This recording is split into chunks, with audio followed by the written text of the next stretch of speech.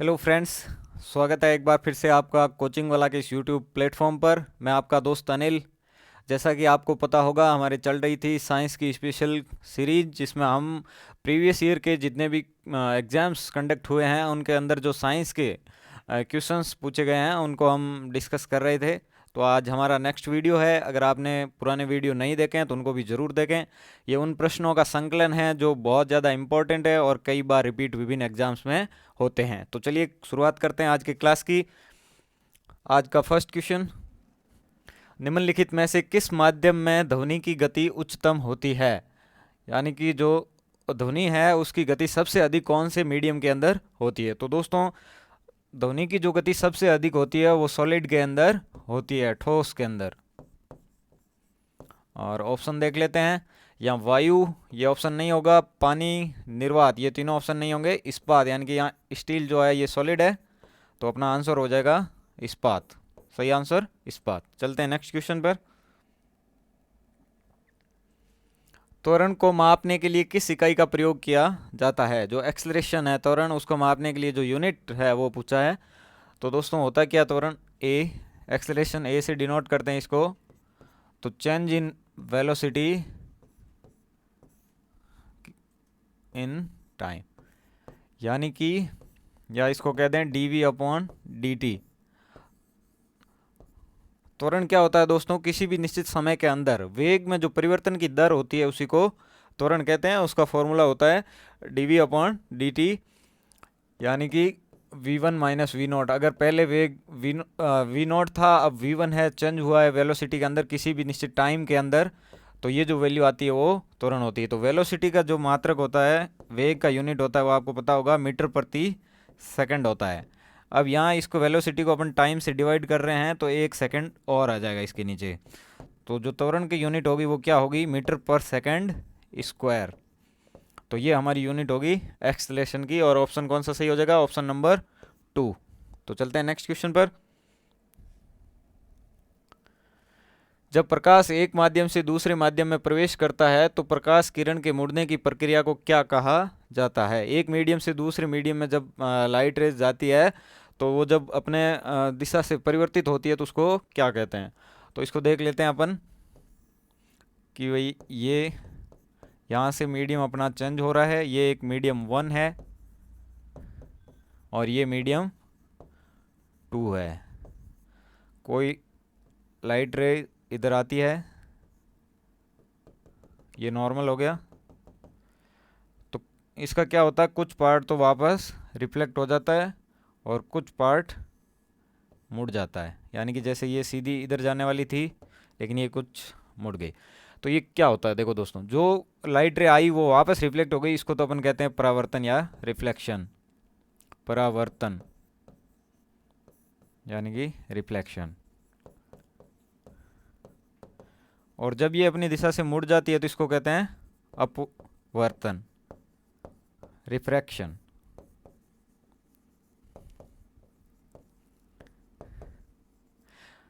अब ये किधर मुड़ेगी, इस साइड या उधर? तो इसका पता किससे चलता है? स्नेल का एक लॉ है, स्नेल्स लॉ।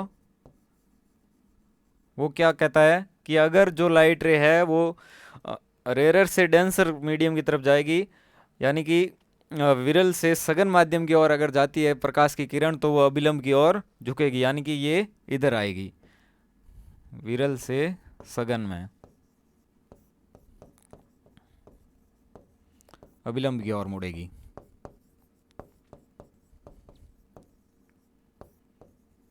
सेम अगर इसका उल्टा होता है, सघन माध्यम से विरल माध्यम की ओर अगर जाती है लाइट रेज, तो अभिलंब से दूर हटेगी। ये किसका नियम है? स्नेल का नियम है। ये क्या कहता है कि अगर लाइट रेज रेयरर से डेंसर की ओर जाती है, विरल से सघन की ओर जाएगी तो अभिलंब के पास आएगी। अगर इसका उल्टा केस है तो अभिलंब से दूर जाएगी। ये सिंपल इसका कंसेप्ट होता है। और ये फिनोमेना क्या कहलाता है? अपवर्तन, रिफ्रैक्शन। तो अपने को यही पूछा है कि दूसरे माध्यम में प्रवेश करता है तो प्रकाश किरण के मुड़ने की प्रक्रिया को क्या कहा जाता है? तो अपवर्तन कहा जाता है। सेम अगर उसी माध्यम में वापस लौटती है तो उसको कहते हैं परावर्तन। चलते हैं नेक्स्ट क्वेश्चन पर। निम्नलिखित धातुओं में से कौन सी धातु तांबे की तुलना में अधिक अभिक्रियाशील है। कॉपर की तुलना में पूछा है कौन अधिक अभिक्रियाशील है। तो दोस्तों क्या होता है, जो सबसे कम अभिक्रियाशील होती है वो होती है प्लेटिनम, इससे थोड़ा गोल्ड, फिर सिल्वर, फिर कॉपर और आयरन। प्लेटिनम,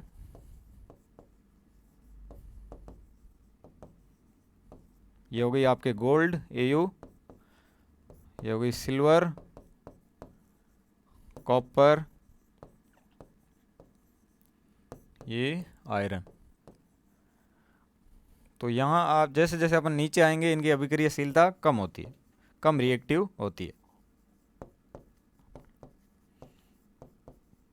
अभिक्रियाशीलता कम होती है। तो इन्होंने पूछा कि तांबे से अधिक किसकी है, तो हमने देख लिया प्लेटिनम, चांदी, सोना, इन सब की तो तांबे से कम होती है, लेकिन जो लोहा होता है उसकी अधिक होती है। तो अपना सही आंसर हो जाएगा आयरन, Fe।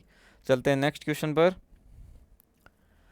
कैल्शियम क्लोराइड का रासायनिक सूत्र क्या है? सिंपल सा फॉर्मूला पूछा है कैल्शियम क्लोराइड, तो ये CaCl2 हो गया आपके, CaCl2, और जब इसको तोड़ते हैं तो ये कैल्शियम +2 आयन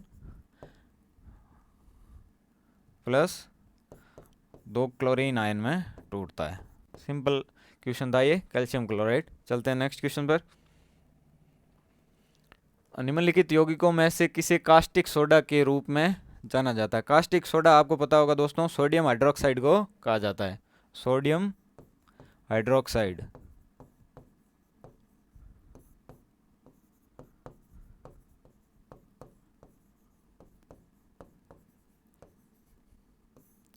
इसका फॉर्मूला होता है, केमिकल फॉर्मूला NaOH। तो अपना सही आंसर तो होगा सोडियम हाइड्रोक्साइड, इसको कास्टिक सोडा कहते हैं।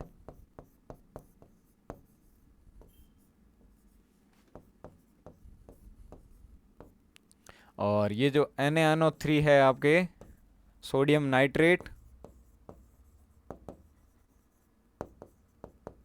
सोडियम नाइट्रेट, इसको चिली साल्ट पीटर कहते हैं। साल्ट पीटर होता है ये, चिली साल्ट पीटर क्यों कहते हैं? क्योंकि इसका जो प्रोडक्शन है वो चिली के अंदर सबसे अधिक होता है, तो इसको चिली साल्ट पीटर नाम दिया जाता है। ये भी कभी कभी एग्जाम्स के अंदर पूछा जाता है। चलते हैं नेक्स्ट क्वेश्चन पर। निम्नलिखित में से कौन सा परजीवी सिर्फ किसी मेजबान जीव यानी कि होस्ट ऑर्गेनिज्म के कोशिका के भीतर ही प्रजनन करता है? ऐसा कौन सा परजीवी है जो होस्ट मतलब कि जिस कोशिका के अंदर जाता है वहीं अपना रिप्रोडक्शन करता है, वहीं अपना भरण पोषण करता है, वो कौन सा है? तो वो दोस्तों वायरस होता है। वायरस क्या होता है, किसी भी कोशिका के अंदर जाता है, जिस सेल के अंदर ये प्रवेश करता है उसी के अंदर अपना रिप्रोडक्शन शुरू कर देता है।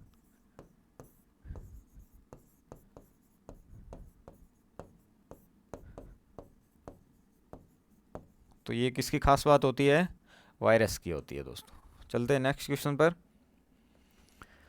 किसी कोशिका की कौन सी कोशिकांग को कोशिका के पावर हाउस के रूप में जाना जाता है? पावर हाउस ऑफ सेल, यानी कि कोशिका का पावर हाउस किसको कहते हैं? तो ये हम बचपन से देखते आए हैं साइंस के अंदर, माइटोकॉन्ड्रिया को कहा जाता है। क्यों कहा जाता है? क्योंकि जब हम श्वसन प्रक्रिया करते हैं, श्वसन क्रिया के दौरान जो हम ऑक्सीजन ग्रहण करते हैं O2, वो फाइनली कहाँ पहुँचाई जाती है? हर एक कोशिका के अंदर पहुँचाई जाती है, और वहाँ पर माइटोकॉन्ड्रिया इसका यूज करके किसका फॉर्मेशन करता है? एनर्जी का, एनर्जी प्रोड्यूस करने का काम करता है। तो इसीलिए इसको क्या कहते हैं हम? कोशिका के पावर हाउस के रूप में कहते हैं, या कोशिका का शक्ति ग्रह कहते हैं, हिंदी के अंदर शक्ति ग्रह। तो आपको इंग्लिश टर्म भी याद रखनी होती है साइंस के अंदर, क्योंकि कभी कभी सीधा वही पूछ लिया जाता है। बाकी इसको कोशिका का शक्ति ग्रह भी कहते हैं। ठीक है दोस्तों, समझ आया होगा। चलते हैं नेक्स्ट क्वेश्चन पर। नेक्स्ट क्वेश्चन कह रहा है मानव शरीर का कौन सा हिस्सा पित्त रस को संग्रहित करता है?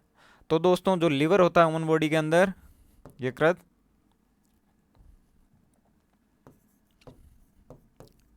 यकृत लिवर, ये क्या करता है? पित्त रस को प्रोड्यूस करने का भी काम करता है। और ये पित्त रस कहाँ काम आता है?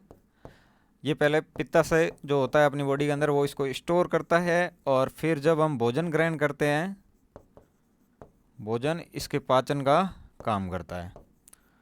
तो सिंपल क्वेश्चन है कि पित्त रस को संग्रहित कौन करता है, स्टोर कौन करता है, कलेक्ट कौन करता है, तो पित्ताशय करता है। ये हमारा सही आंसर होगा। चलते हैं नेक्स्ट क्वेश्चन पर। प्रति इकाई क्षेत्रफल पर लगने वाले बल को क्या कहा जाता है? फोर्स पर यूनिट एरिया को क्या कहा जाता है? तो दोस्तों आपको पता होगा प्रेशर, दाब जो होता है इसका फॉर्मूला क्या होता है? Force by area. किसी भी, ये कोई एरिया है ए, इसके ऊपर जितना बल लग रहा होगा वही क्या होता है? दाब। तो सिंपल इसका आंसर हो जाएगा दाब या दबाव कह दें, सेम। ठीक है दोस्तों, चलते हैं नेक्स्ट क्वेश्चन पर। किसी गतिशील वस्तु के द्रव्यमान और वेग के गुणनफल को क्या कहा जाता है? कोई भी वस्तु है वो गतिशील अवस्था में है तो उसके मास और वेलोसिटी के मल्टीप्लिकेशन को क्या कहा जाता है? तो दोस्तों ये मोमेंटम होता है, संवेग जिसको कहते हैं अपन, मोमेंटम। इसको P से डिनोट किया जाता है और ये mv इसका फॉर्मूला होता है। m यानी कि यहाँ मास, उसका द्रव्यमान, और v डिनोट करता है वेलोसिटी को, यानी कि किसी भी पार्टिकल का वेग या गति कह दो, वेग। तो ये mv, यही अपने को डायरेक्ट इसकी डेफिनेशन पूछिए, द्रव्यमान और वेग के गुणनफल को क्या कहते हैं? संवेग कहते हैं। और ये एक आपको याद रखना है, सदिश राशि है। कैसी राशि है? सदिश राशि है।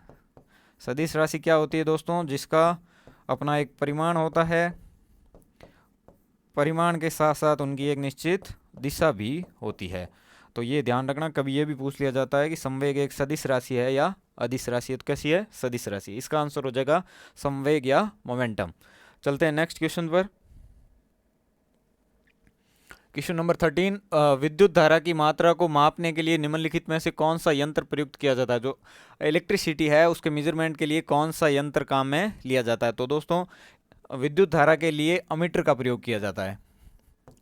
विद्युत धारा या कह दें करंट, आई से इसको डिनोट करते हैं अपन, इसके लिए किसका यूज होता है? अमीटर। अमीटर को दोस्तों हमेशा श्रेणी क्रम में लगाया जाता है।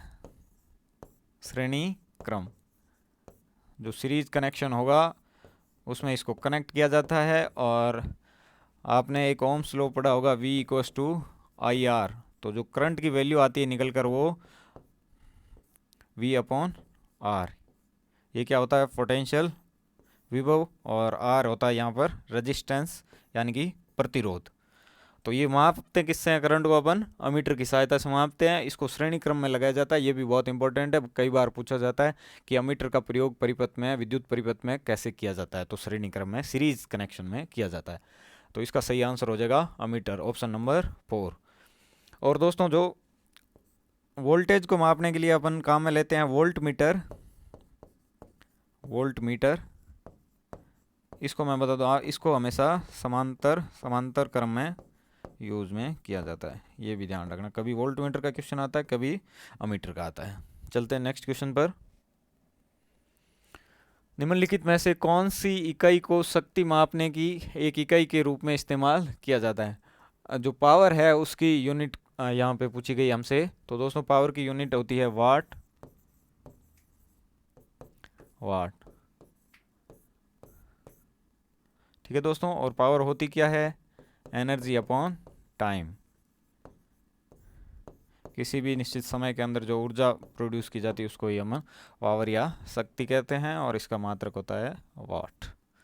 तो ये इसका सही आंसर हो जाएगा, ऑप्शन नंबर 3। चलते हैं नेक्स्ट क्वेश्चन पर। ठंडी हवा की परत के जरिए बारिश के पानी के गुजरने पर क्या बनता है? सिंपल क्वेश्चन है। ठंडी हवा के अंदर से, मतलब जिसका टेम्परेचर बहुत ज़्यादा लो है, वहाँ से अगर वर्षा का पानी गुजरेगा तो किस में कन्वर्ट होगा?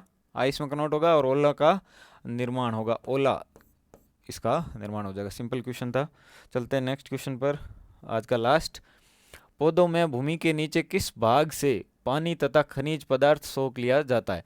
अब आप देखिए, इससे इजी क्वेश्चन कुछ हो नहीं सकता है। इसने खुद ने ऑप्शन में, क्वेश्चन में ही लिख दिया है कि भूमि के नीचे। और आप ऑप्शन देखिए, तना ये ऊपर होता है, पत्ती भी ऊपर होगी, आपकी शाखा भी ऊपर होगी। सीधा जिसको कुछ नहीं है वो पता, वो भी ये कह देगा कि जड़। और अपने को तो आप सब लोग इंटेलिजेंट है, पता ही होगा जो लवण और पानी कौन सोखता है पौधे का, जड़ जो भाग होता है रूट, वो इसको सोखता है। तो दोस्तों ये कुछ क्वेश्चंस थे आज के इम्पोर्टेंट, जो विभिन्न प्रतियोगी परीक्षाओं में पूछे गए हैं और आगे भी पूछे जाने की बहुत संभावना है। तो आप बने रहिए हमारे इस कोचिंग वाला के यूट्यूब प्लेटफॉर्म के साथ, और हम आपके लिए निरंतर ऐसे क्वेश्चंस की सीरीज लाते रहेंगे। तब तक के लिए bye bye, stay tuned, thank you.